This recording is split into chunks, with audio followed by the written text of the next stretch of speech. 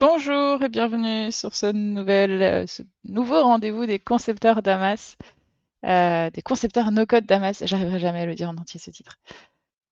Comment allez-vous aujourd'hui? J'espère que vous allez bien, j'espère que vous êtes là. Euh, J'espère qu'il y a du monde.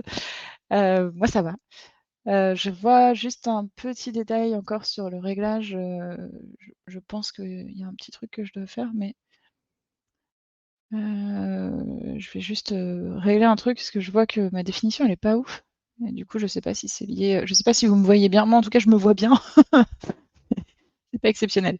Bref, on va commencer tout de suite, rentrer vite dans le vif du sujet. J'y arrive pas, hein. C'est parti, ouais. Alors, je reprends où j'en étais arrivée la dernière fois. On s'était arrêté à. C'est bon pour l'image, cool. Parce que la semaine dernière, c'était pas terrible, hein. Désolé, vraiment, toutes nos excuses, hein, pour la semaine dernière. On a eu un petit problème technique. C'est des choses qui arrivent, malheureusement. La, la- le workflow était pas exceptionnel, mais c'est pas grave parce qu'on y reviendra sur les workflows. On refera une passe dessus, on travaillera à nouveau dessus. Donc cette semaine, on va aller plus loin sur la question des droits d'accès. On s'est arrêté sur les droits d'accès la semaine dernière et on va continuer sur cette partie-là. Et on reprendra très probablement, je l'espère, on avancera sur les règles aussi juste après. On a eu un petit retour d'un utilisateur qui nous a demandé comment ça se fait qu'il ne voyait pas la même chose que ce qu'on présentait à l'écran. Il y a eu entre le premier rendez-vous des concepteurs, le tout premier et le deuxième, on a eu une grosse évolution de notre interface et on est passé de l'ancien Damas au nouveau Damas. Donc avant, on devait aller on avait fiche tâche et puis conception et puis après formulaire, rôle, action qui étaient des sous-catégories de la conception. Et là maintenant, pour naviguer de l'un à l'autre, on passe du mode conception au mode utilisateur. Je pense que je l'avais pas vraiment bien précisé parce que c'était tellement naturel pour moi du coup, mais c'est vrai que j'y passe toutes mes journées, donc forcément c'est naturel. Mais donc voilà, on a changé un peu notre fonctionnement. Donc maintenant, si on veut passer au mode conception, on doit cliquer sur, quand on est en mode utilisateur, on doit cliquer sur mode conception. Et pour retourner sur le mode utilisateur, pour aller voir les fiches, on doit cliquer sur le mode utilisateur. Je sais qu'il y a quelques petites évolutions qui vont avoir lieu, qui vont être faites là sur ce passage mode conception, mode utilisateur, notamment.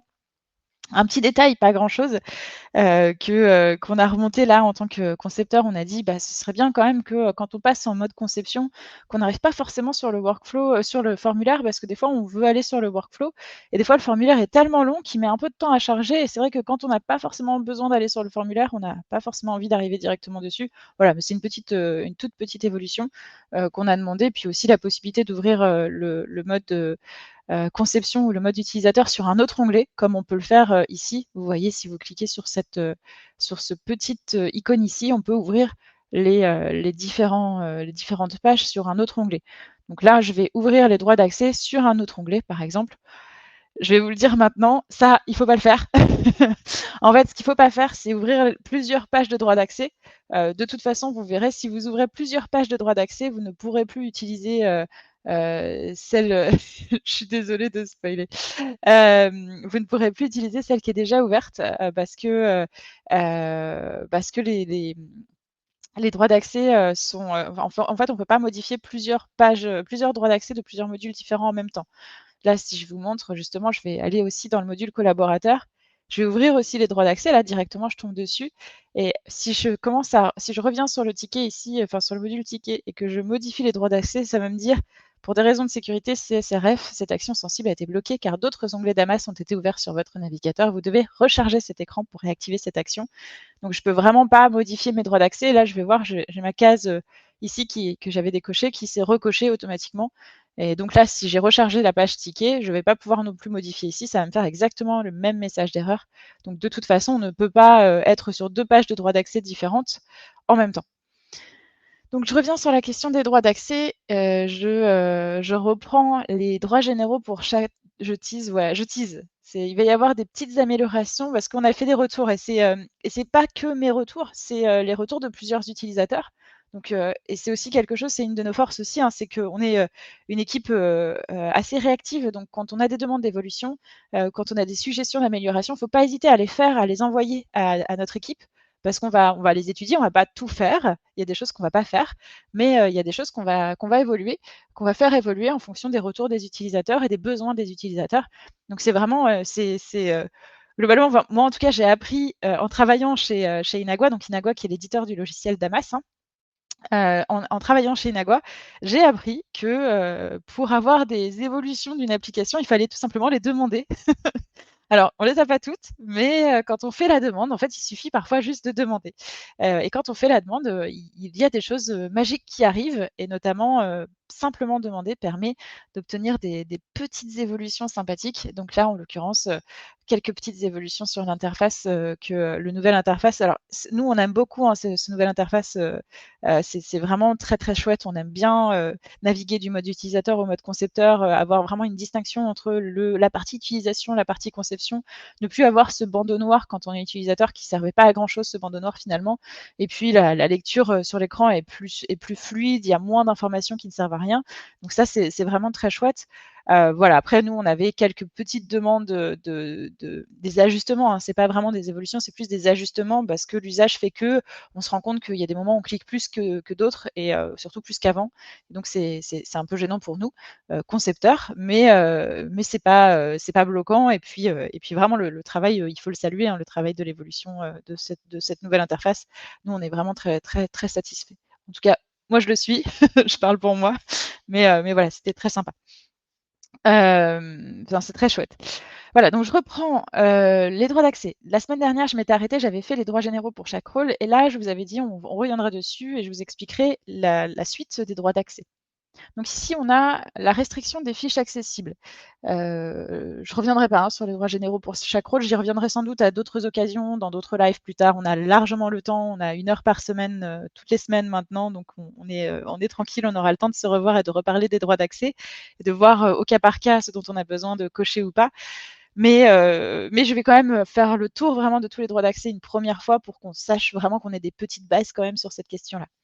Donc, restreindre les fiches accessibles. Une fois qu'on a décidé des droits généraux pour chaque rôle, on peut décider de quel utilisateur va accéder aux fiches. Donc, quel utilisateur en fonction des rôles. Donc, les rôles, je vous rappelle, hein, c'est les colonnes ici. On les a déterminés juste ici. On peut dire quels sont les rôles. Maintenant, on va dire quels sont les accès de ces rôles. Donc, on va pouvoir restreindre les accès à certains rôles, à certains utilisateurs. On va pouvoir restreindre, par exemple, on va pouvoir dire que chacun accède à toutes les fiches. Donc le rôle tous les droits, on va le laisser accéder à toutes les fiches. Par contre, on va pouvoir dire que chacun n'accède qu'aux fiches qu'il a créées. Et là, en l'occurrence, on va dire que les demandeurs n'accèdent qu'aux fiches qu'ils ont créées. On ne va pas leur permettre d'accéder à toutes les fiches de tous les demandeurs, pas sur notre application aujourd'hui. Peut-être que ça peut être le cas, peut-être qu'on voudrait que tous les demandeurs aient accès à toutes les fiches de tout le monde. Mais là, on est sur une demande en ajout anonyme, donc on n'a pas forcément envie, déjà de toute façon, les demandeurs n'auront pas forcément accès aux fiches qu'ils ont eux-mêmes créées. Mais si c'est le cas, s'ils créent un compte sur Damas, on veut qu'ils aient accès que aux fiches qu'ils ont créées, que à celles-là. Voilà, donc après, on peut aussi dire que chacun n'accède qu'aux fiches créées par quelqu'un du rôle. Ça, à titre personnel, je l'ai très, très rarement utilisé. Je ne sais pas si parmi, les personnes qui sont présentes ici, il y en a qui ont utilisé ce droit d'accès-là, enfin cette restriction-là. Moi, perso, je l'ai jamais utilisé, jamais. J'ai jamais eu l'occasion de mettre, un accès, aux fiches créées par quelqu'un du rôle. Ou alors peut-être une fois, mais il y a longtemps et c'est pas quelque chose que je fais globalement parce que c'est un peu, ça peut être tendancieux, puis parfois aussi risqué et parfois complètement inutile. Parce que, finalement, si on peut accéder aux fiches créées par quelqu'un du rôle et que tout le monde est dans notre rôle, bah, autant accéder à toutes les fiches, c'est tout aussi simple. Donc, ça vraiment, c'est quelque chose qui va être vraiment très spécifique, qu'on va utiliser dans de très rares cas, mais ça peut arriver. Ensuite, on a la possibilité de dire que chacun n'accède qu'aux fiches où son adresse email apparaît. Et là, ce qui est important, c'est que vous voyez, il y a une petite, flèche ici. On la voit pas forcément au premier coup d'œil, mais il faut, il faut avoir l'œil. Et là, on peut cliquer ici et on voit enfin, déjà, rien qu'en glissant le curseur, on voit qu'il y a des tips qui apparaissent, hein. Ici, on voit toutes les personnes du rôle accèdent à l'ensemble des fiches, du Damas. Donc un Damas, hein, je vous l'avais dit, un Damas, c'est un module. C'est ce que j'appelle un module. C'est, un formulaire avec, des rôles, avec des actions, avec des droits d'accès, avec des règles qui lui sont associées et c'est une base avec, des fiches, des entrées. C'est ce qu'on appelle un Damas parfois ou un module, ce que j'appelle moi un module. C'est plus facile pour me dire un module, mais C'est vrai que pendant longtemps, on a dit Damas aussi, parce qu'on considère que Damas, c'est un Damas, c'est ça. Chacun accède qu'aux fiches qu'il a créées. Donc là, on a le tips qui apparaît, c'est chaque acteur appartenant à ce rôle ne verra que les fiches qu'il aura personnellement créées. Il ne pourra voir d'autres fiches que si d'autres options l'y autorisent pour ce rôle ou s'il appartient à d'autres rôles. Oui, ce que j'ai pas dit, c'est que tout ce qui est en vert, donc en vert, on peut cocher, on coche ici. Si on coche ici en vert, les autres coches disparaissent. Par contre, toutes les lignes rouges ici, si on coche une des lignes, on peut en cocher 2, on peut en cocher 3, on peut toutes les cocher. Donc là, j'ai pas de champ de type rôle, donc je peux pas cocher celle-là. Mais on peut toutes les cocher si on en a le besoin. Donc là, je recoche celle-là. Et donc, chacun n'accède qu'aux fiches qu'il a créées, ne pourra voir d'autres fiches que si d'autres options l'y autorisent pour ce rôle ou s'il appartient à d'autres rôles. Donc les accès ici, les restrictions sont cumulatives.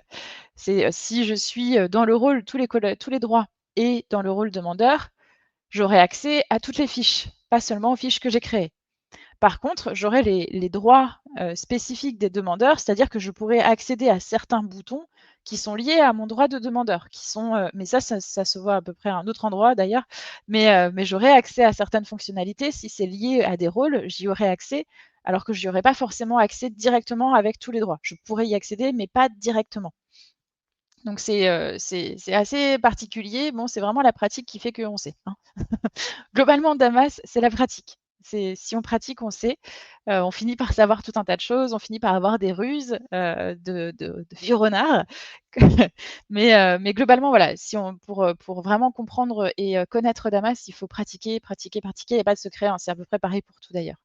Ensuite, on a chacun n'accède qu'aux fiches créées par quelqu'un du rôle. Je vous l'avais dit, les acteurs appartenant à ce rôle verront toutes les fiches créées par l'ensemble des acteurs présents dans ce rôle. Donc, si je dis les collaborateurs n'accèdent qu'aux fiches créées par les personnes qui sont dans le rôle collaborateur, bah, les collaborateurs, ils accéderont quasiment à aucune fiche parce que les collaborateurs ne sont pas censés créer des fiches, donc ça n'aurait pas de sens. Mais voilà, en gros, c'est l'idée. Ils ne pourront voir d'autres fiches que si d'autres options les y autorisent pour ce rôle ou s'ils appartiennent à d'autres rôles. Ensuite, chacun n'accède qu'aux fiches où son email apparaît. Donc, chaque acteur appartenant à ce rôle ne verra que les fiches contenant son adresse email dans un champ de type email ou dans un champ de type acteur. C'est les deux types de champs, ou un champ de l'autre fiche de type email ou de type acteur, hein, vous avez compris. Globalement, les champs de type email ou les champs de type acteur ou les agrégats d'email, tous les champs avec des emails, ces champs-là, on peut les cocher ici. Donc aujourd'hui, dans notre formulaire, on n'en a qu'un seul. Ici, on a votre email, l'email du demandeur. Donc, ce qu'on peut faire, c'est aussi cocher cette case-là. Il faudra qu'on revienne dessus, hein, de toute façon, mais voilà. Donc là, on peut dire si mon mail apparaît sur cette fiche, alors je vois la fiche. C'est pratique parce que ça veut dire qu'on va pas voir toutes les fiches de mon rôle, on va voir juste des fiches où mon mail apparaît. Si j'avais un mail collaborateur dans cette fiche-là, que je devais sélectionner un collaborateur, une fois que j'ai sélectionné le collaborateur, son email apparaît et je peux dire le collaborateur n'accède qu'aux fiches où son email apparaît. Bon, il faudrait qu'il y ait un autre rôle qui soit le distributeur des fiches et qui puisse sélectionner le collaborateur à chaque fois, parce que sinon, le collaborateur, il n'accède à rien. Mais voilà, donc à partir du moment où le mail apparaît sur la fiche, on dit que les personnes accèdent aux fiches où leur mail apparaît. Cette fonctionnalité-là de droit d'accès, je l'utilise quotidiennement sur quasiment tous mes projets. Tous mes projets, même je peux enlever le quasiment, sur tous mes projets, j'utilise cette fonctionnalité.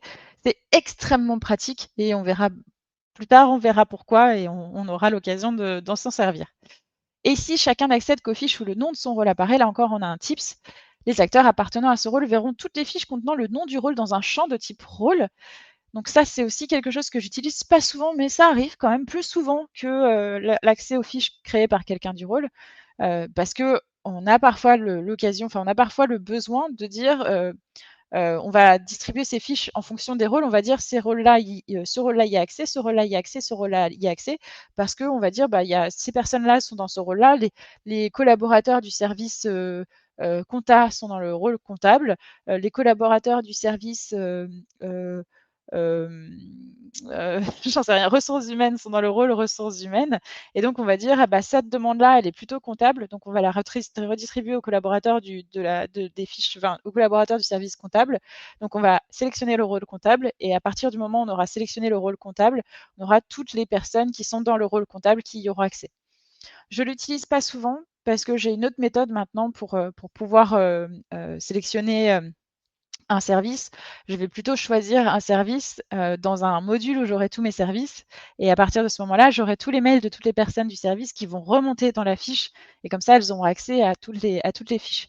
Parce que en fait, ce système-là où je parle de service, c'est bien quand on a 3, 4 services, mais quand on en a 150 ou quand on en a encore plus qui s'ajoutent, c'est juste impossible d'avoir 150 rôles, un rôle par service, c'est juste intenable. Donc à ce moment-là, on va préférer plutôt utiliser ce système où je vais avoir un module avec les services.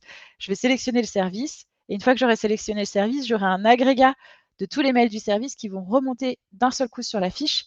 Et là, du coup, je vais dire chacun n'accède qu'aux fiches où son adresse email apparaît et je vais cocher la case où j'aurai l'agrégat de tous les emails de tout le service. Et comme ça, tous mes collaborateurs accèdent d'un service, accèdent aux fiches où leur email apparaît.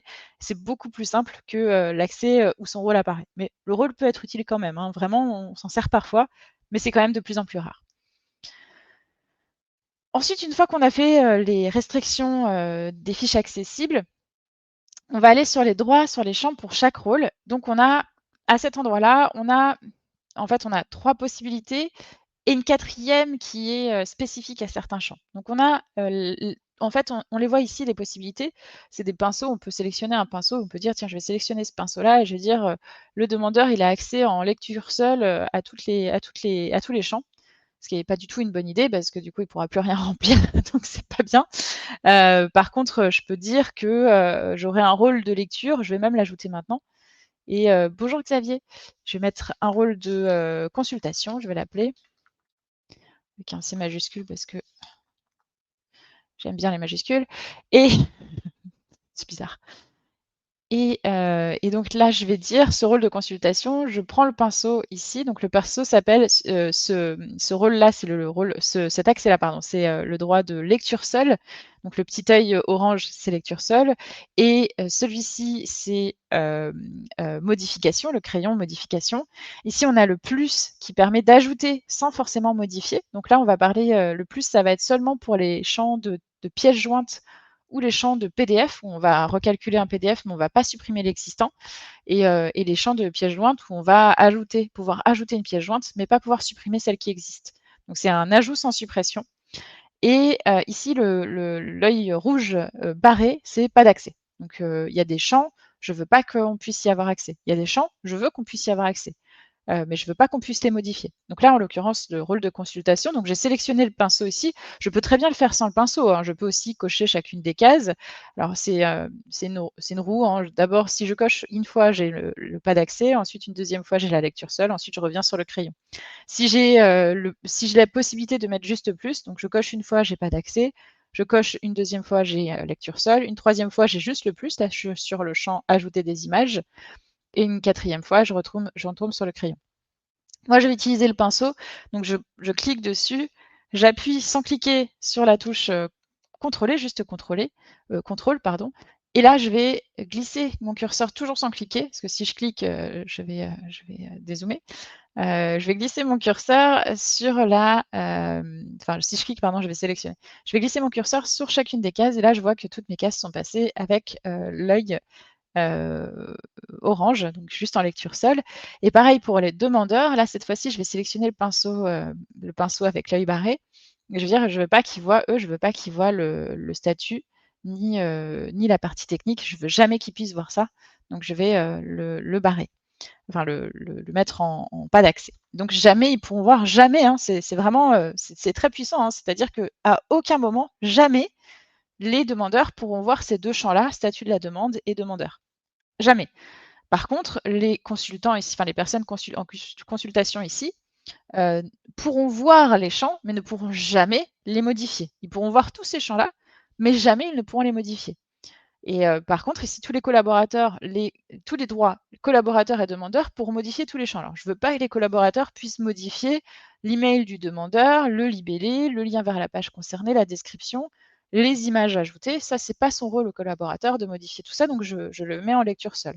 Si j'ai besoin d'autres champs, et j'ai besoin d'autres champs pour échanger avec mon demandeur, je vais ajouter ces champs-là et je vais faire en sorte que le collaborateur puisse les modifier.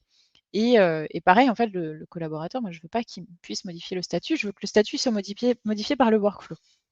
Donc, ce que j'ai fait là, je ne peux pas le modifier en tant que collaborateur. Par contre, mon workflow va pouvoir le modifier. Et là, j'ai vu un truc, là, j'ai vu que quand j'ai coché, alors je sais plus où est-ce que c'est, voilà. Attention, avoir un champ liaison en lecture seule empêche l'ajout de fichiers depuis le Damas parent.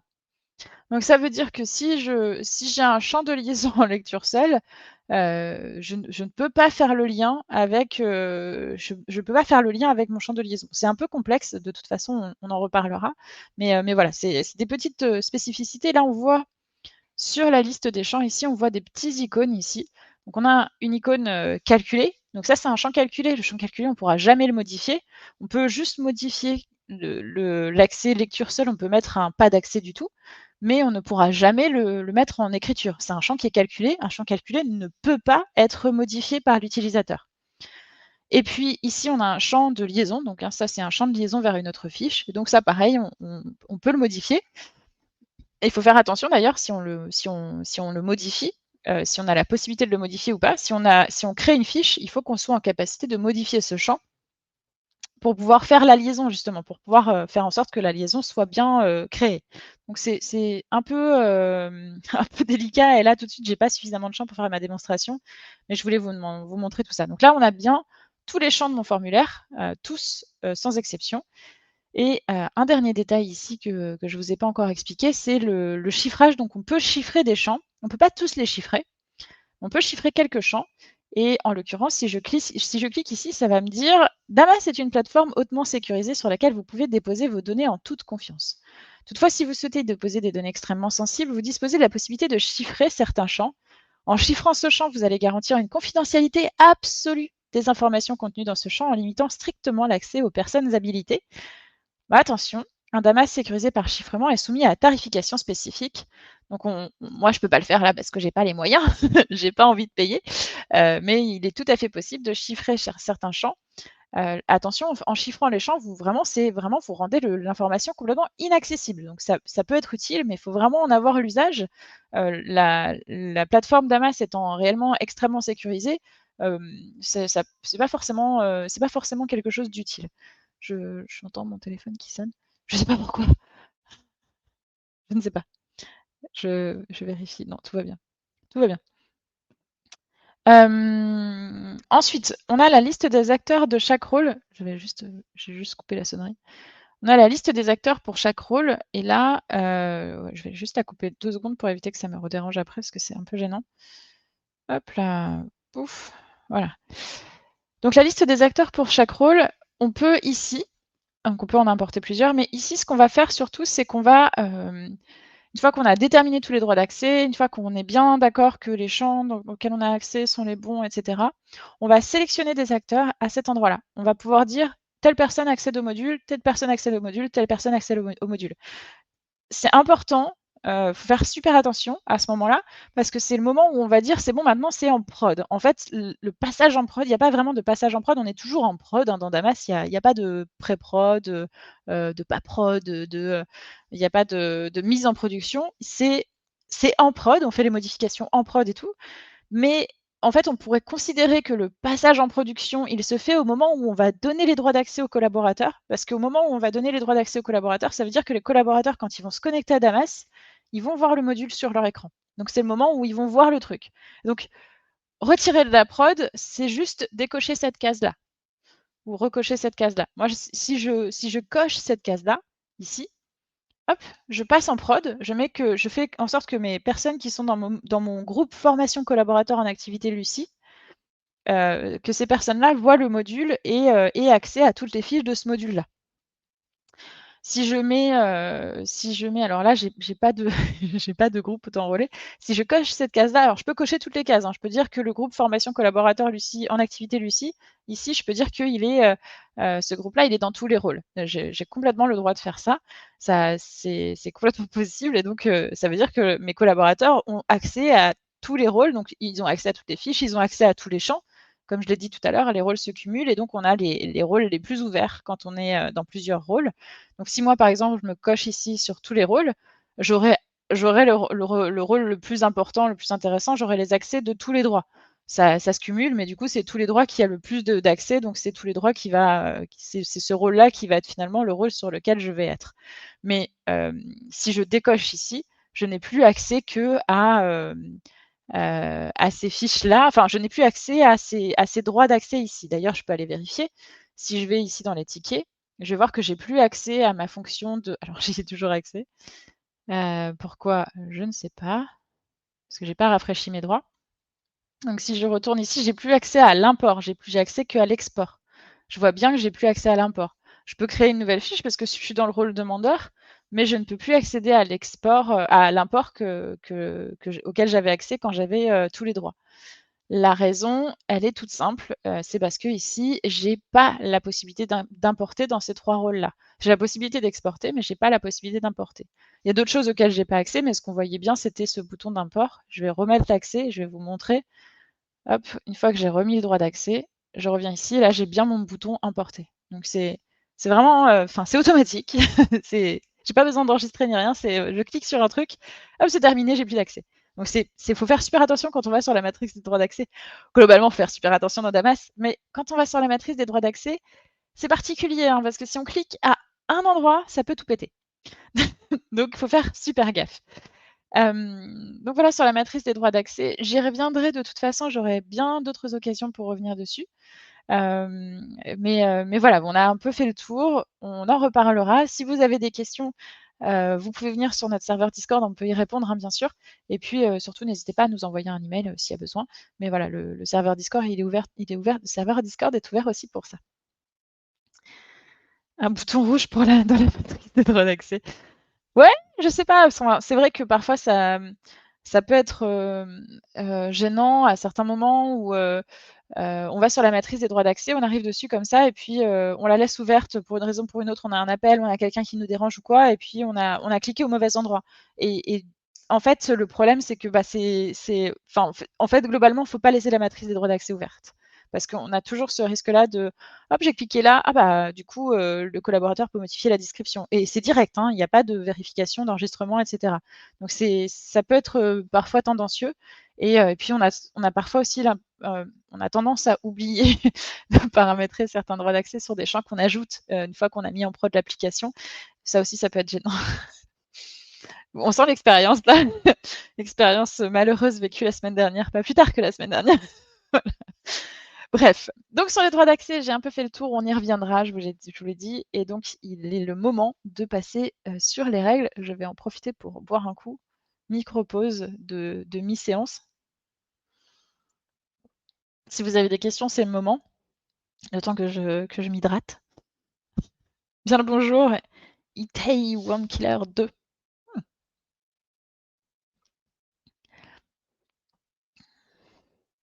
S'hydrater, c'est important, oui, c'est vrai.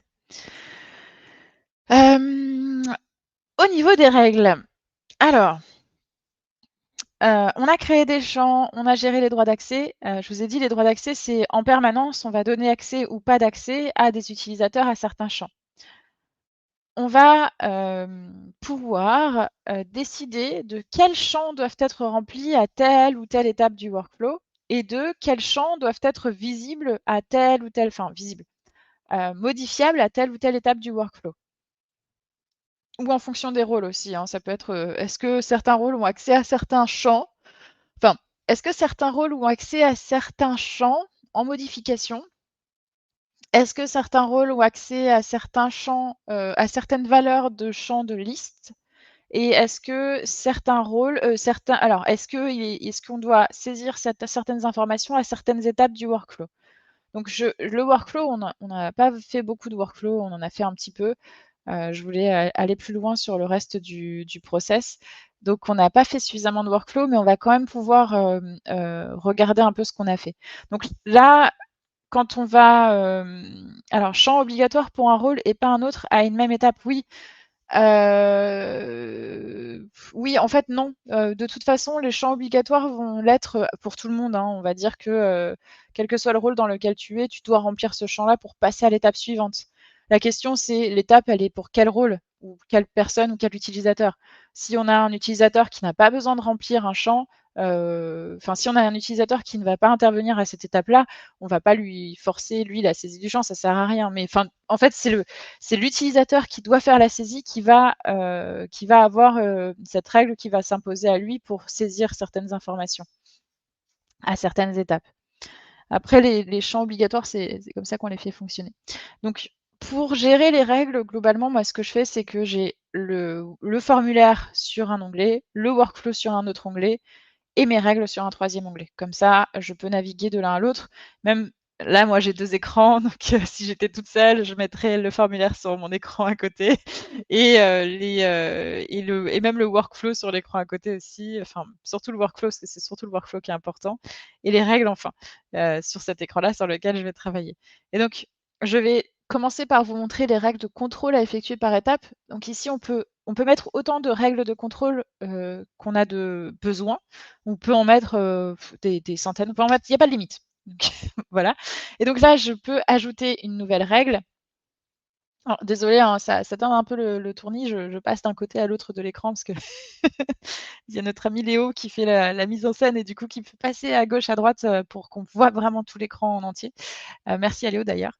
Et donc ici donc, je vais pouvoir ajouter ma première règle. Donc le nom de la règle, il n'est pas obligatoire, mais on va l'appeler moi je lui donne le nom du champ, hein, généralement.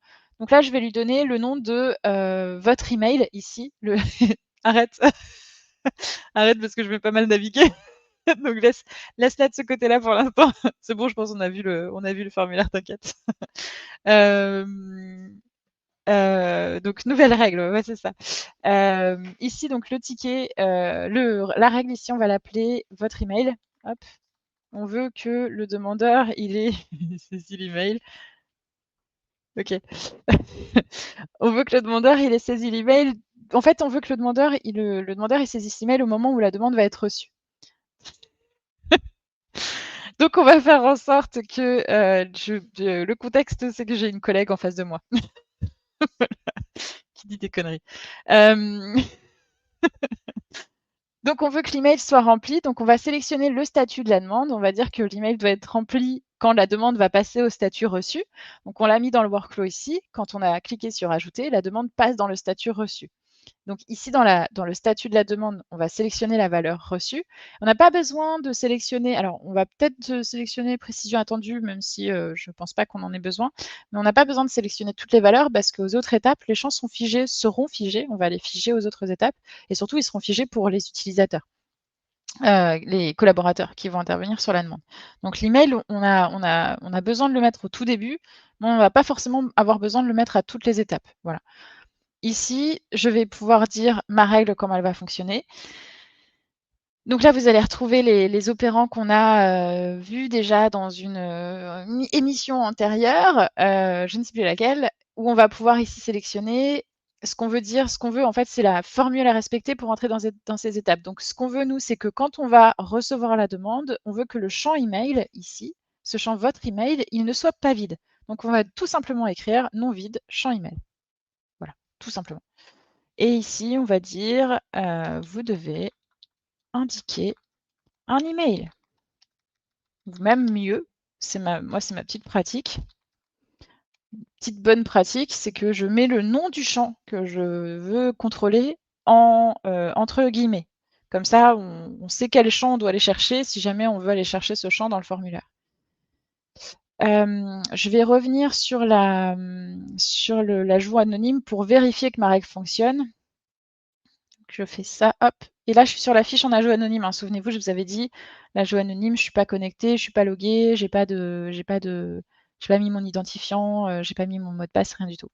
Ici, je vais mettre je ne suis pas un robot et je vais cliquer sur enregistrer.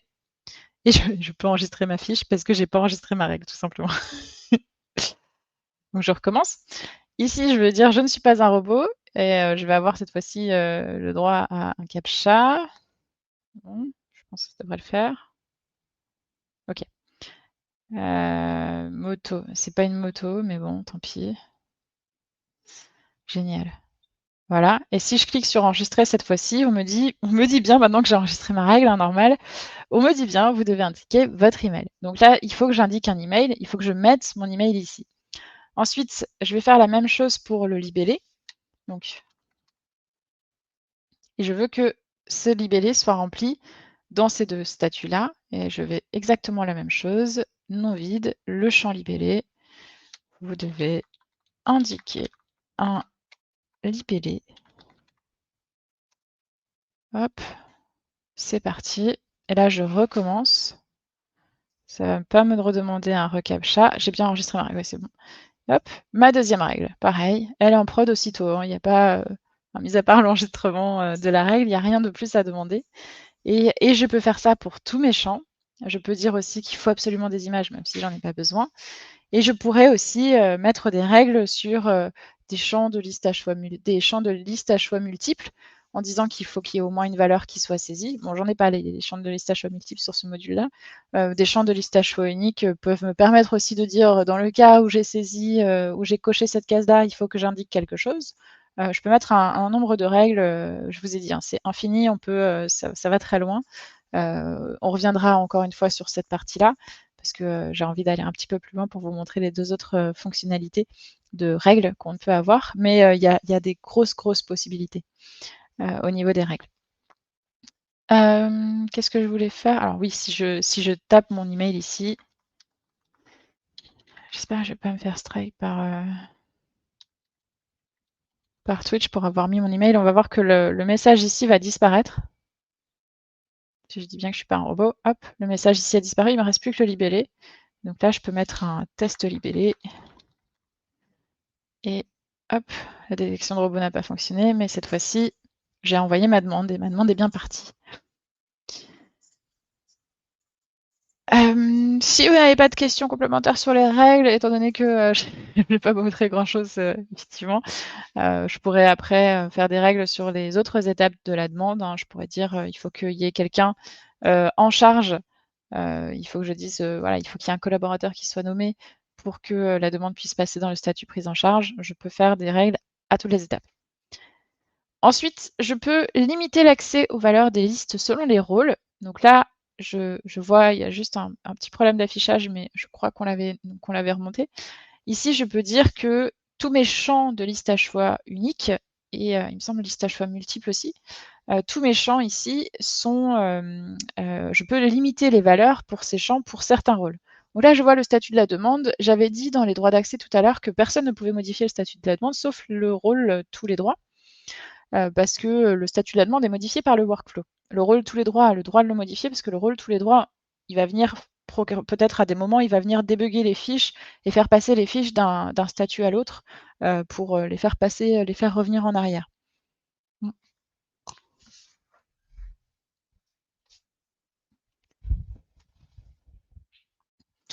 Désolée, la porte était ouverte. J'ai pas envie de je gêne déjà une collègue, j'ai pas envie de gêner tous mes collègues avec mes lives. Donc là, je peux dire si, je le souhaite que, les rôles tous les droits ne peut pas modifier cette valeur-là ou ne peut pas, voir cette valeur-là carrément. Donc il pourra non seulement pas la modifier, mais il pourra même pas la voir. Mais c'est pas mon objectif ici. Mais voilà, c'est une fonctionnalité qu'on a mis en place dans Damas, on s'en sert de temps en temps. Et enfin, la dernière fonctionnalité qui est, elle aussi, indispensable dans le fonctionnement de notre outil, c'est, les, fichages de champs à certaines étapes. Donc là, on va pouvoir décider de dire qu'à telle ou telle étape, je vais figer mon champ et je vais, faire en sorte que personne ne puisse le modifier. Donc si je clique sur ajouter, hein, ce que j'ai fait, je vais dire figer les champs demande annulée, par exemple. Et là, je vais pouvoir dire que si la demande, elle est, refusée ou supprimée, alors on ne peut plus modifier aucun champ. Aucun, jamais, personne, jamais. Voilà, tout simplement. Je peux en rajouter une autre règle, je peux dire figer demande en cours. Et là, je vais dire que à partir du moment où la demande elle a été envoyée, bah, je ne veux pas que mon demandeur puisse modifier les champs. Parce que s'il le fait et que moi, en tant qu'utilisateur, collaboratrice par exemple, je viens sur la demande et que, je fais des modifications moi sur la fiche, mes modifications vont écraser les éventuelles, modifications qui auraient été faites par le demandeur. Donc comme on en a joué anonyme, le demandeur ne va pas modifier la fiche, mais bon, c'est pour vous montrer comment ça fonctionne.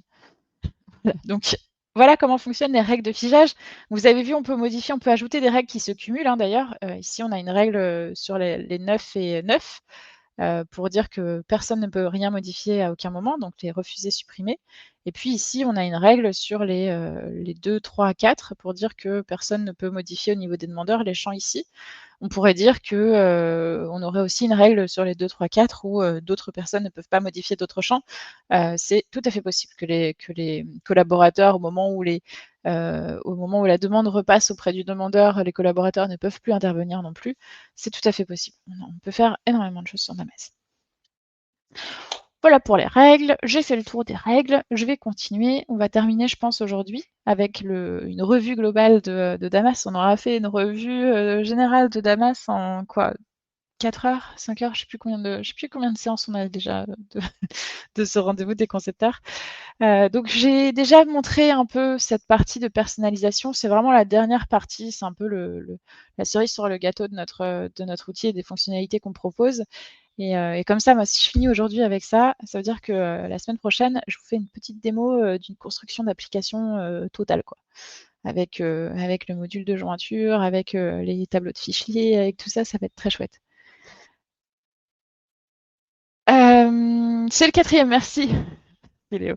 Donc en 4 heures, on aura vu un peu toutes les fonctionnalités, on aura survolé toutes les fonctionnalités de l'outil et ça veut dire que la semaine prochaine, on va pouvoir construire, une vraie application pour de vrai, même si, au départ, j'avais prévu de construire une vraie application pour de vrai.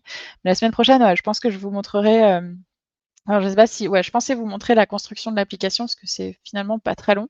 Je pense que je vais faire ça. Montrer une application un peu plus compliquée que celle que je suis en train de construire ici. J'aurai quand même des bases déjà conçues, je pense. Donc, au niveau de la personnalisation, on a les généralités. Ici, on va pouvoir modifier le nom du module.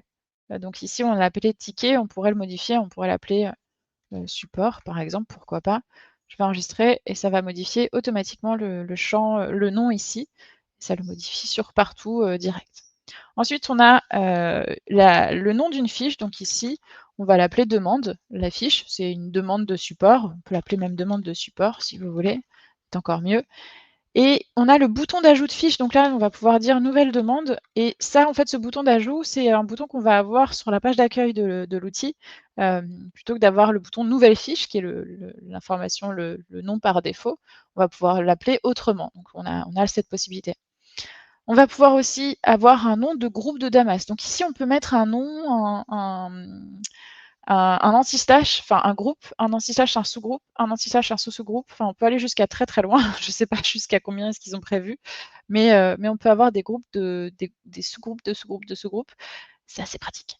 Et ça nous permet de classer les damas les uns avec les autres. Donc ici, par exemple, je pourrais dire que le module collaborateur, ici, je voudrais que ce soit dans mes référentiels ou annuaires, même mieux. Hop, annuaire. Et si je retourne, si je fais enregistrer et si je vais sur la page d'accueil, je vois que mon module support, il est là. Puis ensuite, j'ai mon annuaire ici, donc j'ai mes collaborateurs, je pourrais avoir mes clients, je pourrais avoir plein de trucs. Et je peux faire des sous-groupes, des sous-groupes. 10 niveaux, d'accord, vous avez prévu 10 niveaux, génial. On a de la place avant d'arriver à 10 niveaux.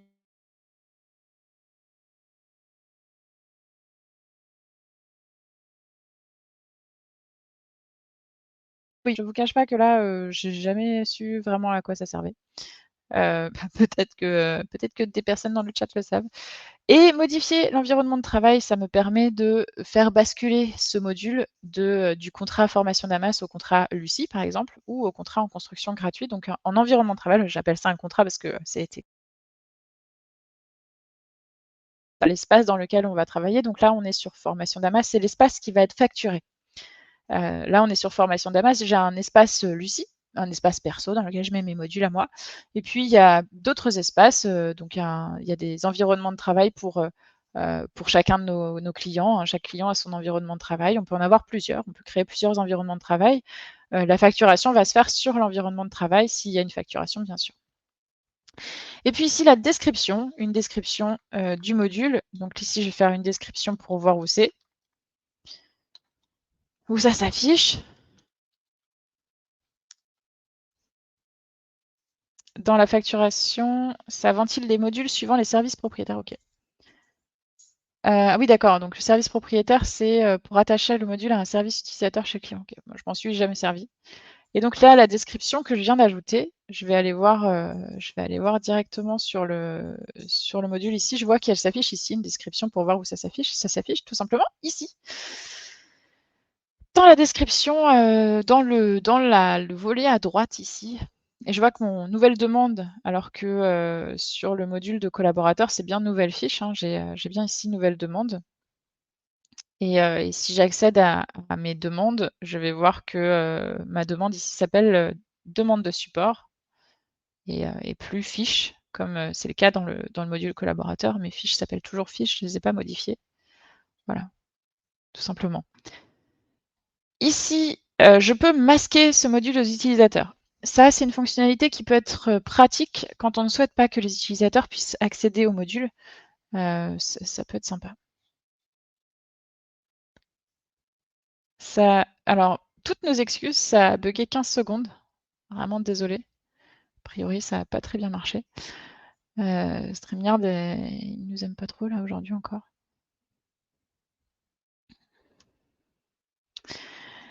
Oui, donc service propriétaire, c'est vraiment spécifique à un de nos clients qui en a eu besoin. On s'en sert pas souvent. Donc là, le masquer ce module aux utilisateurs, ça nous permet donc de ne pas montrer le module aux utilisateurs tout en leur permettant de saisir des choses dessus. On en a l'usage lorsqu'on a ce que j'appelle des modules de jointure. J'en ai parlé jusqu'à présent, mais c'est comme une légende urbaine. J'en parle et je vous montre toujours pas ce que c'est. J'y viendrai, vous inquiétez pas, on va en parler très vite. Je vais vous montrer ce que c'est ce qu'on appelle un module de jointure et je vais vous montrer à quoi sert cette fonctionnalité à ce moment-là. Mais c'est vraiment pratique, hein, c'est vraiment chouette. Et puis, l'interdiction de la duplication de fiches pour ce module. Donc là, ça nous permet de dire qu'on ne peut pas dupliquer des fiches dans ce module-là. Voilà, ça nous est utile de temps en temps parce qu'il y a des moments où les utilisateurs, on ne veut pas qu'ils puissent dupliquer des fiches. Bon, c'est rare qu'on ne souhaite pas ça, mais ça peut servir justement dans les mêmes cas que lorsqu'on a besoin de masquer le module aux utilisateurs, ce qui est plutôt intéressant. Et puis, il y a le lien direct vers la création d'une fiche. Donc là, si je clique ici, j'accède directement à la création d'une fiche. Pas en ajout anonyme. Hein. Ça, c'est de l'ajout je suis connecté sur Damas. Si je ne suis pas connecté sur Damas, je ne peux pas cliquer sur ça parce que c'est vraiment là, il faut être connecté sur Damas. L'ajout anonyme, c'est un tout autre lien. C'est un lien avec un code dessus. Hein. C'est pas du tout le même lien. Et donc là, j'arrive sur une nouvelle fiche donc ça veut dire que ce lien-là, typiquement ce lien-là, je peux l'envoyer, je peux le donner à la personne qui va gérer le front et qui va devoir mettre ce lien derrière un bouton pour que mes utilisateurs cliquent directement dessus pour accéder, pour créer une nouvelle fiche ou une nouvelle demande.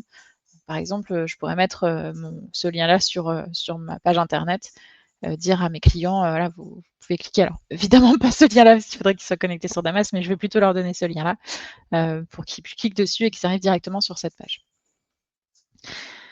Voilà, donc ça, c'est pour les généralités. Ensuite, on a les documents et images et documents. Donc là, on peut ajouter autant d'images et autant de documents qu'on a besoin d'utiliser dans le formulaire. On peut utiliser des images dans les sections, c'est-à-dire qu'on peut avoir une section qui soit une image dans le formulaire. Et puis, on peut aussi utiliser les images dans les PDF automatiques. Les PDF automatiques, ça fera l'objet, je pense, de plusieurs sessions de travail, parce que ça peut être très lourd. Ça peut être très long à paramétrer, comme très court aussi, si on a l'habitude. Mais du coup, les PDF automatiques, on peut aussi mettre des images dans les PDF automatiques, comme un logo, par exemple. Et donc, si on veut mettre un logo, il faut le télécharger à cet endroit-là. Ensuite, les documents, c'est les documents utilisateurs et administrateurs présentés en page d'accueil. Donc, ces documents que je vais déposer ici, je vais pouvoir ensuite y accéder sur la page d'accueil, c'est-à-dire ici, au même endroit que la description que j'ai notée ici. Donc, les documents, ils vont être affichés juste en dessous ici. D'ailleurs, je vais vous montrer, hein, pourquoi pas générer une synthèse d'action. Voilà, là, ça apparaît sur la page d'accueil. La synthèse d'action, elle va aussi apparaître dans mes documents. Ici, la synthèse d'email, c'est un des documents qui apparaît. Donc, je peux le télécharger ici. Et puis, je le vois ici, je vais le voir ici, parce que je suis administratrice et qu'il est automatiquement pour les administrateurs. Hop, je vois la synthèse email que j'ai générée à 17h53 aujourd'hui. Donc, elle est bien là. Et elle va rester là jusqu'à ce que je la supprime. Je peux dire qu'elle n'est pas visible.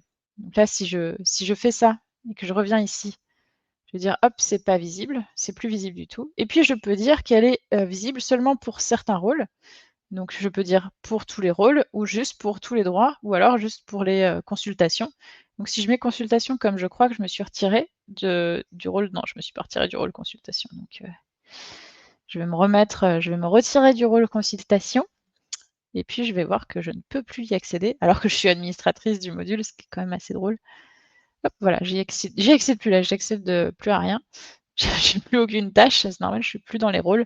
Donc c'est tout à fait normal que j'ai plus de tâches. Et c'est aussi tout à fait normal que je n'accède plus au document qui n'est plus accessible pour moi. Mais je vais le mettre pour tout le monde. Et là, cette fois-ci, hop, je reviens sur le document et j'ai re-accès au document. Donc, je peux le télécharger. Je peux voir, là, j'ai les 2 emails que j'ai paramétrés. Je vous avais pas montré encore la synthèse d'action, il me semble. Donc ça, c'est mes actions qui envoient des emails. Donc je vois, ici, je peux vérifier quels emails sont envoyés, à qui, comment, à quelle étape, etc. C'est pratique. Ensuite, donc on peut ajouter tout type de fichiers hein, ici, c'est assez ouvert. Et ces fichiers, on va pouvoir aussi les utiliser dans les champs de pièces jointes fixes. Un fichier fixe, en fait, les fichiers fixes vont être ici. Donc là, si j'ajoute dans mon formulaire ici un champ de pièces jointes avec un fichier fixe, je vais pouvoir accéder à mon synthèse email ici. J'en ai pas besoin, mais pourquoi pas. Là, je vois ici, si je crée une fiche, ici, en ajout anonyme, si je crée une fiche ici, j'aurai accès à la synthèse email. Bon, j'ai pas les droits suffisants pour télécharger, oui. Donc j'y ai pas accès. Voilà. Mais je pourrais. Si ça fonctionnait, je pourrais. Je pense que je vais garder mon rythme de détection de bugs pour chaque émission. Je continue. Ensuite, au niveau de la personnalisation, je peux créer un modèle de données. Alors ça, c'est trop bien. C'est trop bien. Là, je ne vais pas voir grand-chose, mais ça va être encore mieux quand on va pouvoir, quand on va utiliser quand on va créer une vraie application, donc bientôt. J'ai hâte de vous montrer ça. On va pouvoir avoir un super modèle de données. C'est vraiment très chouette. On a vraiment toutes les fonctionnalités dessus qu'on attendait, qu'on voulait. C'est un truc récent hein, qui a été mis en place il n'y a pas très longtemps.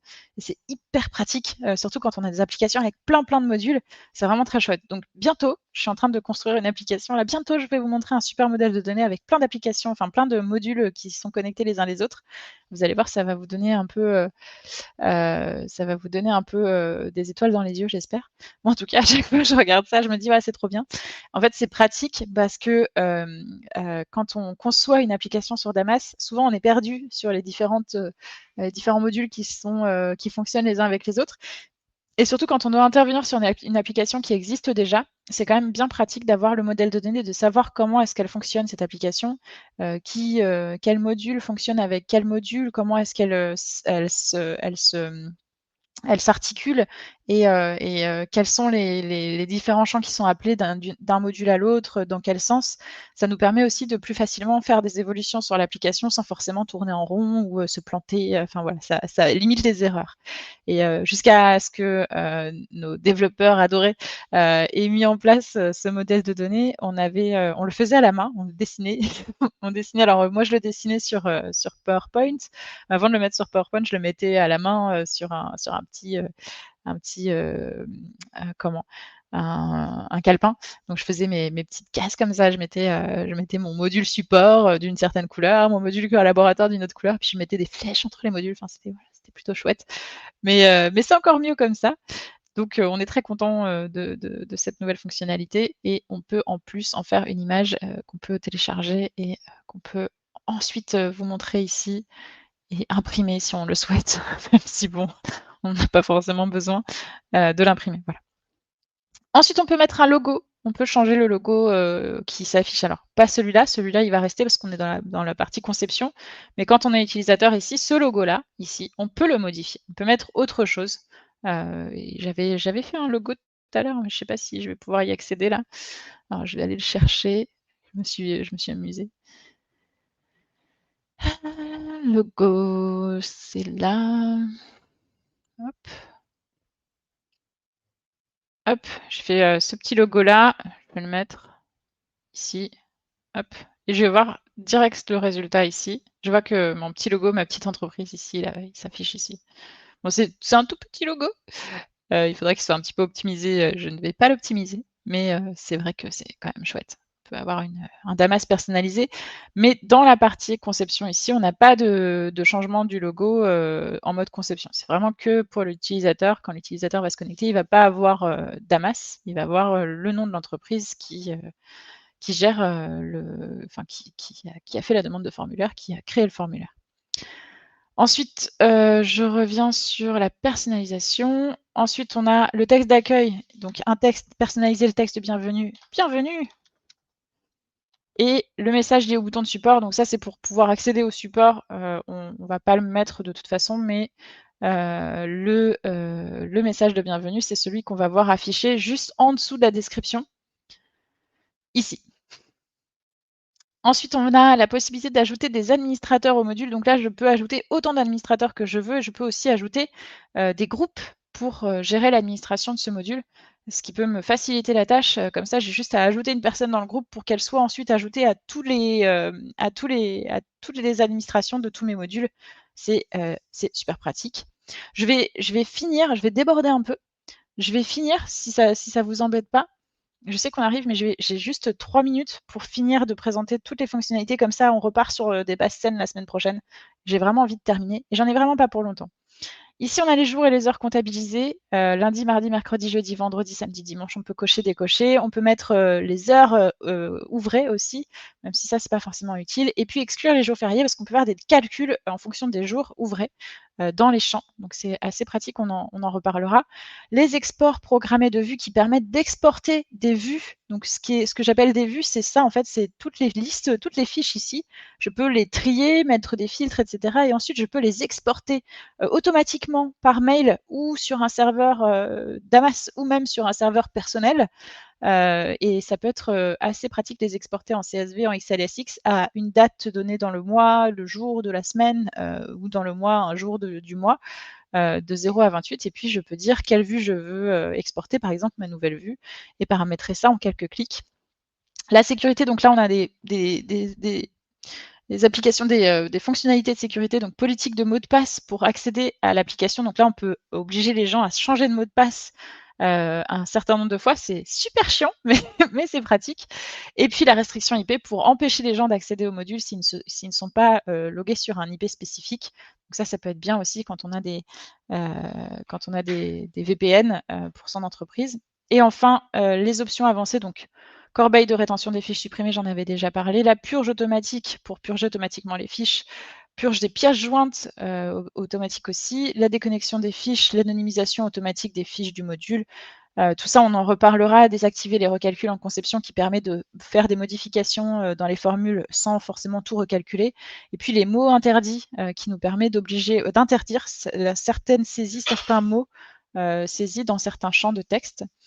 Et enfin, les opérations techniques. Donc, on peut dupliquer le Damas, on peut faire une copie de ce module.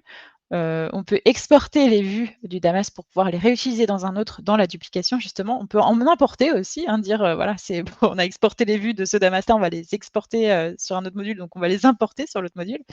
On peut exporter toutes les pièces jointes aussi, on aura un fichier zip avec toutes les pièces jointes. Donc là, si on clique ici, on va pouvoir sélectionner quelle pièce jointe je veux exporter d'un coup. On peut supprimer le Damas. Donc attention en supprimant le Damas, c'est définitif. On peut changer le module lié. Donc là, on peut dire qu'on veut débrancher la liaison demandeur et la rebrancher avec une autre liaison. Et puis, on peut voir les logs. Et là, on peut voir tous les logs de notre application. Donc, c'est assez pratique, voir tout ce qui a été modifié, tout ce qui a été changé, à quel moment, au niveau des champs, au niveau des données, etc. Voilà. J'avais dit que je voulais 3 minutes de plus. Je suis à 2 minutes de plus, tout va bien.